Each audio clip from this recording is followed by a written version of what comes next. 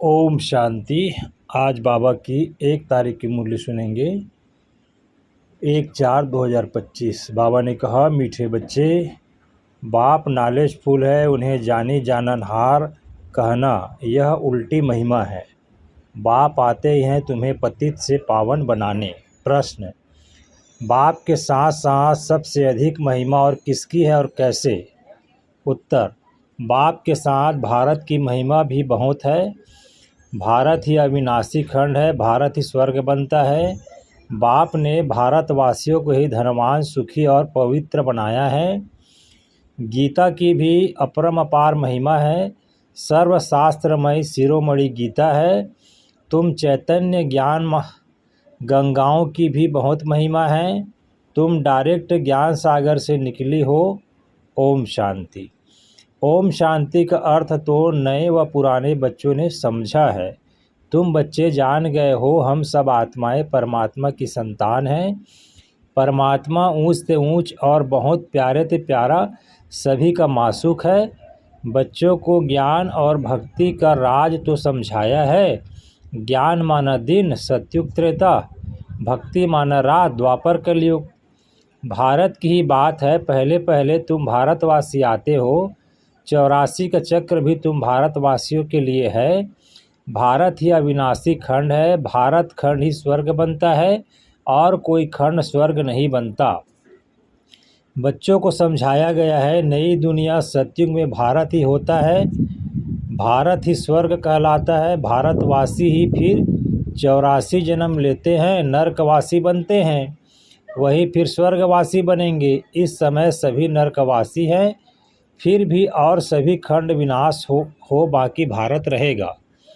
भारत खंड की महिमा अपरंपार है। भारत में ही बाप आकर तुमको राजयोग सिखलाते हैं। यह गीता का पुरुषोत्तम संगम युग है। भारत ही फिर पुरुषोत्तम बनने का है। अभी वह आदि सनातन देवी देवता धर्म भी नहीं है, राज्य भी नहीं है, तो वह युग भी नहीं है। तुम बच्चे जानते हो, वर्ल्ड ऑलमाइटी अथॉरिटी एक भगवान को ही कहा जाता है। भारतवासी यह बहुत भूल करते हैं, जो कहते हैं वह अंतर्यामी है, सभी के अंदर को वह जानते हैं। बाप कहते हैं, मैं कोई के अंदर को भी नहीं जानता, मेरा तो काम ही है पतितों को पावन बनाना। बहुत कहते हैं, शिव बाबा आप तो अंतर्यामी हो। बाबा कहते हैं, मैं हूँ नहीं, मैं किसके भी दिल को नहीं जानता हूँ, मैं तो सिर्फ आकर पतितों को पावन बनाता हूँ। मुझे बुलाते ही हैं, पतित दुनिया में है और मैं एक ही बार आता हूँ, जबकि पुरानी दुनिया को नया बनाना है। मनुष्य को यह पता नहीं है कि यह जो दुनिया है वह नई से पुरानी, पुरानी से नई कब होगी। हर चीज़ नई से पुरानी सतो रजो तमो में जरूर आती है। मनुष्य भी ऐसे होते हैं, बालक सतो प्रधान है, फिर युवा होते हैं, वृद्ध होते हैं, अर्थात रजो तमो में आते हैं। बूढ़ा शरीर होता है तो वह छोड़कर फिर बच्चा बनेंगे। बच्चे जानते हैं नई दुनिया में भारत कितना ऊंच था। भारत की महिमा अपरंपार है, इतना सुखी, धनवान, पवित्र और कोई खंड है नहीं। फिर सतो प्रधान बनाने बाप आए हैं। सतो प्रधान दुनिया की स्थापना हो रही है। त्रिमूर्ति ब्रह्मा विष्णु शंकर को क्रिएट किसने किया? ऊंच से ऊंच तो शिव है। कहते हैं त्रिमूर्ति ब्रह्मा, अर्थ तो समझते नहीं, वास्तव में कहना चाहिए त्रिमूर्ति शिव न कि ब्रह्मा। अब गाते हैं देव देव महादेव, शंकर को ऊंच रखते हैं तो त्रिमूर्ति शंकर कहे ना, फिर त्रिमूर्ति ब्रह्मा क्यों कहते हैं? शिव है रचयिता, गाते भी हैं परमपिता परमात्मा ब्रह्मा द्वारा स्थापना करते हैं ब्राह्मणों की। भक्ति मार्ग में नॉलेजफुल बाप को जानी जाननहार कह देते हैं। अब वह महिमा अर्थ सहित नहीं है। तुम बच्चे जानते हो, बाप द्वारा हमें वर्षा मिलता है, वह खुद हम ब्राह्मणों को पढ़ाते हैं, क्योंकि वह बाप भी है, सुप्रीम टीचर भी है। वर्ल्ड की हिस्ट्री जाग्राफी कैसे चक्र लगाती है वह भी समझाते हैं। वही नॉलेजफुल है, बाकी ऐसे नहीं कि वह जानी जाननहार है, यह भूल है। मैं तो सिर्फ आकर पतितों को पावन बनाता हूँ, 21 जन्मों के लिए राज्य भाग्य देता हूँ। बाकी भक्ति मार्ग में है अल्पकाल का सुख, जिसको सन्यासी हठ योगी जानते ही नहीं, ब्रह्म को याद करते हैं। अब ब्रह्म को भगवान नहीं, भगवान तो एक निराकार शिव है जो सर्व आत्माओं का बाप है। हम आत्माओं के रहने का स्थान ब्रह्मांड स्वीट होम है। वहाँ से हम आत्माएं यहाँ पाठ बजाने आती है। आत्मा कहती है हम एक शरीर छोड़ दूसरा तीसरा लेती हूँ। 84 जन्म भी भारतवासियों के ही हैं। जिन्होंने बहुत भक्ति की है वही फिर ज्ञान भी जास्ती उठाएंगे। बाप कहते हैं गृहस्थ व्यवहार में भल रहो परंतु श्रीमत पर चलो। तुम अभी आत्माएं आशिक हो एक परमात्मा मासूक की। भक्ति मार्ग से लेकर तुम याद करते आए हो। आत्मा बाप को याद करती है, यह है ही दुख धाम। हम आत्माएं असूल शांति धाम के निवासी हैं। पीछे आए सुख धाम में, फिर हमने 84 जन्म लिए। हम सो हम का अर्थ भी समझाया है। वह तो कह देते आत्मा सो परमात्मा, परमात्मा सो आत्मा। अब बाप ने समझाया है हम सो देवता, क्षत्रिय, वैश्य सो शूद्र। अभी हम सो ब्राह्मण बने हैं। सो देवता बनने के लिए यह है यथार्थ अर्थ। वह है बिल्कुल राग। सतयुग में एक देवी देवता धर्म अद्वैत धर्म था, पीछे और धर्म हुए हैं तो द्वैत हुआ ना। द्वापर से आसुरी राज्य शुरू हो जाता है। सतयुग में रावण राज्य ही नहीं तो 5 विकार भी नहीं हो सकते। वह है ही संपूर्ण निर्विकारी। अभी तुम हो गार्डली स्टूडेंट तो यह टीचर भी हुआ, फादर भी हुआ। फिर तुम बच्चों को सदगति दे स्वर्ग में ले जाते हैं तो बाप टीचर गुरु तीनों हो गया। उनके तुम बच्चे बने हो तो तुमको कितनी खुशी होनी चाहिए। मनुष्य तो कुछ भी नहीं जानते। रावण राज्य है ना, हर वर्ष रावण को जलाते आते हैं परंतु रावण है कौन यह नहीं जानते। तुम बच्चे जानते हो यह रावण भारत का सबसे बड़ा दुश्मन है। यह नॉलेज तुम बच्चों को ही नॉलेजफुल बाप से मिलती है। वह बाप ही है ज्ञान का सागर, आनंद का सागर। ज्ञान सागर से तुम बादल भरकर फिर जाए वर्षा बरसाते हो। ज्ञान गंगाएं तुम हो, तुम्हारी ही महिमा है। बाप कहते हैं मैं तुमको अभी पावन बनाने आया हूँ। यह एक जन्म पवित्र बनो, मुझे याद करो तो तुम तमो प्रधान से सतो प्रधान बन जाएंगे। मैं ही पतित पावन हूँ, जितना हो सके याद को बढ़ाओ। मुख से शिव बाबा कहना भी नहीं है। जैसे आशिक मासूक को याद करते हैं, एक बार देखा बस फिर बुद्धि में उनकी याद रहेगी। भक्ति मार्ग में जो जिस देवता को याद करते हैं पूजा करते हैं उसका साक्षात्कार हो जाता है। वह है अल्पकाल के लिए। भक्ति करते नीचे उतरते आए हैं। अब तो मौत सामने खड़ा है। हाय हाय के बाद फिर जय जयकार होनी है।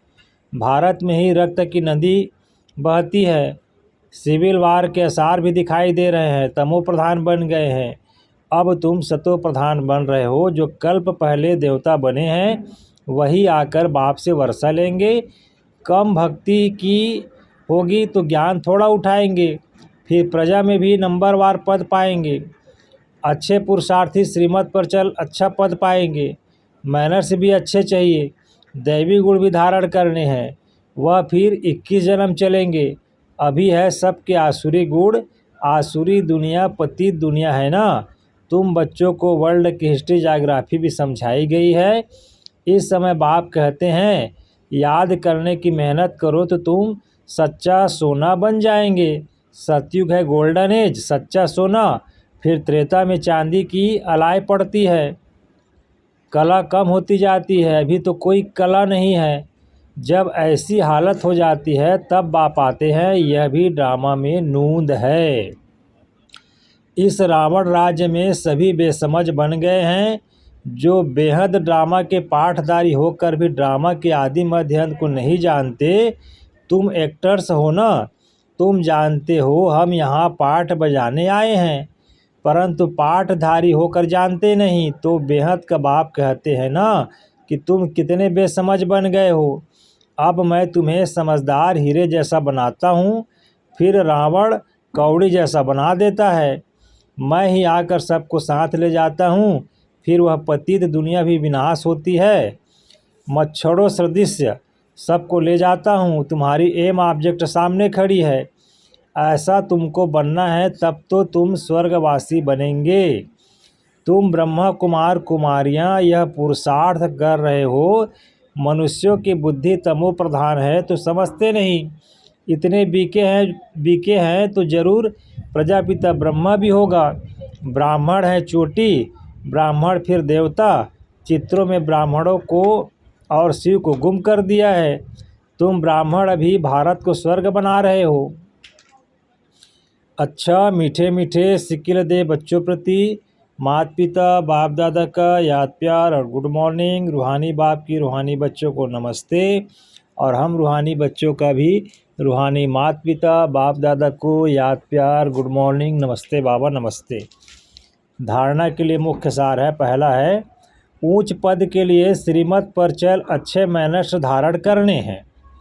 उच्च पद के लिए श्रीमत पर चल अच्छे मैनर्स धारण करने हैं। दूसरा पॉइंट, सच्चा आशिक बन एक मासूक को ही याद करना है। जितना हो सके याद का अभ्यास बढ़ाते जाना है। जितना हो सके याद का अभ्यास बढ़ाते जाना है। फिर बाबा ने वरदान दिया, निमित्तपन की स्मृति से माया का गेट बंद करने वाले डबल लाइट भव। निमित्तपन की स्मृति से माया का गेट बंद करने वाले डबल लाइट भव। जो सदा स्वयं को निमित्त समझकर चलते हैं उन्हें डबल लाइट स्थिति का स्वतः अनुभव होता है। करण करावनहार करा रहे हैं, मैं निमित्त हूँ, इसी स्मृति से सफलता होती है।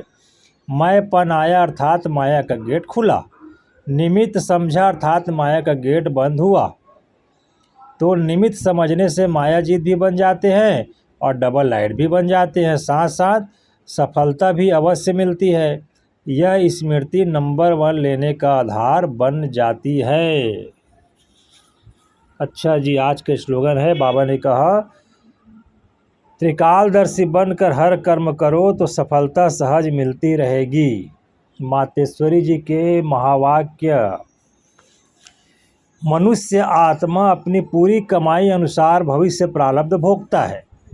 देखो, बहुत मनुष्य ऐसे समझते हैं हमारे पूर्व जन्मों की अच्छी कमाई से अभी यह ज्ञान प्राप्त हुआ है, परंतु ऐसी बात है नहीं। पूर्व जन्म का अच्छा फल यह तो हम जानते हैं, कल्प का चक्र फिरता रहता है, सतो रजो तमो बदली होता रहता है, परंतु ड्रामा अनुसार पुरुषार्थ से प्रारब्ध बनाने की मार्जिन रखी है। तब तो वहाँ सतयुग में कोई राजा रानी, कोई दासी, कोई प्रजा पद पाते हैं। तो यही पुरुषार्थ की सिद्धि है। वहाँ द्वेष ईर्ष्या होती नहीं, वहाँ प्रजा भी सुखी है। राजा रानी प्रजा की ऐसी संभाल करते हैं जैसे माँ बाप अपने बच्चों की संभाल करते हैं। वहाँ गरीब साहूकार सब संतुष्ट हैं। इस एक जन्म के पुरुषार्थ से 21 जन्मों के लिए सुख भोगेंगे। यह है अविनाशी कमाई। जो इस अविनाशी कमाई में अविनाशी ज्ञान से अविनाशी पद मिलता है। अभी हम सतयुगी दुनिया में जा रहे हैं।